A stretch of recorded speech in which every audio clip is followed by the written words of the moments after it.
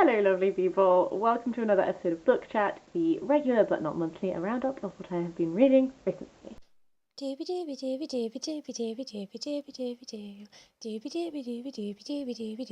Sophie vlogs. I have 4 books to talk about this week, 2 fiction, 2 non-fiction. I'm going to intersperse them for some jazzy zaniness. We're going to start with The Dovekeepers by Alice Hoffman. The Dovekeepers is historical fiction. It starts off at 70 AD with the Jews being expelled from Jerusalem by the Romans. It has multiple narrative points of view, so our first narrative point of view follows a woman who is a child of a very famous assassin as they go out into the desert. Following the expulsion, this woman, Yale, eventually ends up at Masada, which was this big fortress in the desert, which a lot of Jewish people went and holed up in and stood out against the Romans for a number of years, essentially. And then from that point, she becomes one of the Dovekeepers in this place. The doves are really important because they use their droppings and stuff, fertilizer and stuff, and essentially within this group of Dovekeepers, every single woman has a secret, and these secrets end up tying them together, and their lives all become interwoven. And so this book tells us about Masada and that moment in history, but then it also uses the lens of these number of women to do so. I don't think it's a spoiler to tell you this because this is history and it's literally in the blurb, but the whole thing about Masada is that it did eventually fall to the Romans, and 2 women and 5 children were the only survivors who were able to tell the tale of what happened there. So as you read this, you wonder who those remaining people will be, and that's not really spoiler territory because I think you're supposed to be wondering as you're reading it. But we have multiple narrative points of view. We have Yale, who is our first one, Revka, who is a baker's wife who is looking after her 2 grandsons, Aziza is Warrior's daughter, and Shira, who is wise in the ways of ancient magic. So this is I enjoyed this. I found it, I think, slightly stressful because of the context and because it is you are supposed to be on edge. All of these women have secrets. They're all in danger in many, many ways. I was reading this during a slightly stressful couple of weeks, so I think I didn't dip into this as frequently as I would have if I'd been feeling a bit calmer, I think, because I was already a bit stressed. But I did actually really enjoy this. I found it very interesting to view all of the bonds between these women and the ways that they grew and where they went and that sort of thing. This was a real story of endurance and that sort of thing. But it was very interesting. It's a time of history that I don't actually really know a huge amount about. I'm not really the biggest Roman person. I'm a bit more when I did classical studies, I focused more on the Greek stuff. So it's not a time period I'm particularly familiar with. But yes, enjoyed it. It was really good, actually. Book number 2 is Climbing the Mango Trees, a memoir of a childhood in India by Madhur Jaffrey. Madhur Jaffrey is a very famous Indian chef. And this is the tale of her childhood growing up in India. But it has, because she is a chef, it has such a lens on food, despite the fact that she didn't actually learn to cook while she was a child. That was a thing that happened later in life. But you can tell throughout this whole story about how fascinated she is by food and how drawn to food she is. She talks about when she was at school, her and her friends who all had different religions and who were from different parts of India, originally, and the way they would swap their meals at lunchtime and how different, you could tell which religion they were based on the types of things they were eating and all stuff like this. You can just see even this childhood fascination with food and flavour, that just because she wasn't the one cooking it was still there, still present. And this was just, again, it's just another, all of these books were very interesting. I'm just, spoiler alert, I liked them all.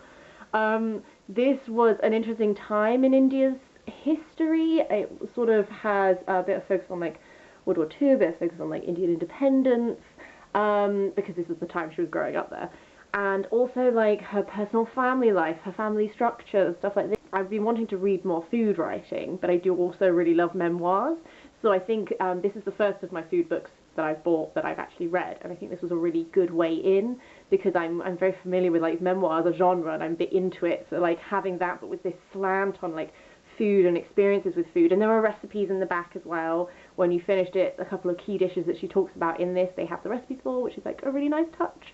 So yes, this was another very good read, and I'm excited to try out my other food writings now. As per always, like, I have been asking people for food writing recs, people have been delivering, I'm very thankful, but if anyone else does have any. Moving on to some classic sci-fi, we've got The Moon is a Harsh Mistress by Robert A. Heinlein. This is the first of his books I've ever read, but I am familiar with his name, obviously, like Starship Troopers, stuff like that. Famous man in the world of sci-fi. And I don't read, like, the largest amount of sci-fi. I feel like most of the sci-fi I've consumed has been, like, TV or film.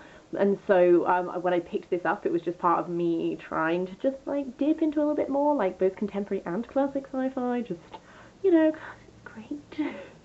So this was really interesting. The basic setup of this is that Luna, the moon, essentially Earth started to ship prisoners to the moon and put them to work on it. And then when their time was up, they didn't get shipped back. They just sort of like started living there. So now there's like this culture. There's like this, you know, they're lunar citizens. That's what they view themselves as. But they're ruled over by the authority, the Earth. So our main character Manny is he's like a computer technician, and he services the big supercomputer who like runs everything. But the supercomputer is starting to develop a bit of a personality, and crucially, he's developing a sense of humour. And so they initially bond because Manny agrees to like help him understand what's funny and like jokes, like when a joke's funny once, when a joke's always funny, that sort of thing. And what starts there then turns into this story of like a revolution because Manny just ends up becoming involved with these revolutionaries who want to overthrow the authority and establish like an independent lunar like citizenship, like world type government thing. But then this goes such interesting places because you have like, okay, the practicalities of having a revolution. They're quite thoroughly covered in this. We really go into it and explore it. And then it's like, as well as planning a revolution, you then have to plan what's going to happen after a revolution. And there's all these discussions of like one of the characters is an anarchist who doesn't think there should be government, and one of the characters is like a royalist who thinks they should have like one person. And it's kind of like an interesting look at like political ideology and enacting that. And is there a perfect way to establish government? Like, is every system flawed? Do you just pick the least flawed one? Is there like this superior one that we can like do by throwing out all the old and creating a new? Like, how does that work? So this was just like, I went in expecting like man teaches computer humor, and instead I got like this whole like revolution and like this whole look at like politics and this all that sort of thing. So actually this was a very interesting read. I will definitely be keeping my eyes peeled for a bit more Robert A. Heinlein. If anyone has any like classic sci-fi recommendations, I would be really interested to hear them because I'm trying to like expand my reading a little bit, that sort of thing. Then finally we've got Courtiers, The Secret History of the Georgian Court by Lucy Worsley. This was one of the books I got for my birthday, and I really enjoyed this. This is such accessible non-fiction in my opinion. Like, so what Lucy Worsley is doing is she is essentially introducing you to George I, George II, Queen Caroline. They're like our three main players, but also like Prince Frederick a bit. So we start with the reign of George I, and we're looking at the rift between George I and George II. But we're doing it like through courtiers. So there are like a number of different courtiers who are particularly notable, who we explore in this, whether they be king's mistresses, or painters, or the wild boy, or like all of these like different positions you could have. And by looking at these micro stories of individuals at this court and like showing you like the individual experience of court, they're also telling us she's also telling us like the macro story of like George I, George II, the rift between them, and then again George II and Prince Frederick, the rift between them, which like I knew those macro story bits. I have read about Queen Caroline before. I'm vaguely familiar with what she was like as a queen, that sort of thing. But it's really interesting, like if you just take the Queen Caroline example, to like I'm familiar with like her legacy, if you will, like the common ideas we have about her as a queen, and then you look at like these intimate relationships she has with specific courtiers and the support they gave her and the honesty she gave them and stuff like that, and you get like this extra understanding of who this woman was, and same goes for all these other people.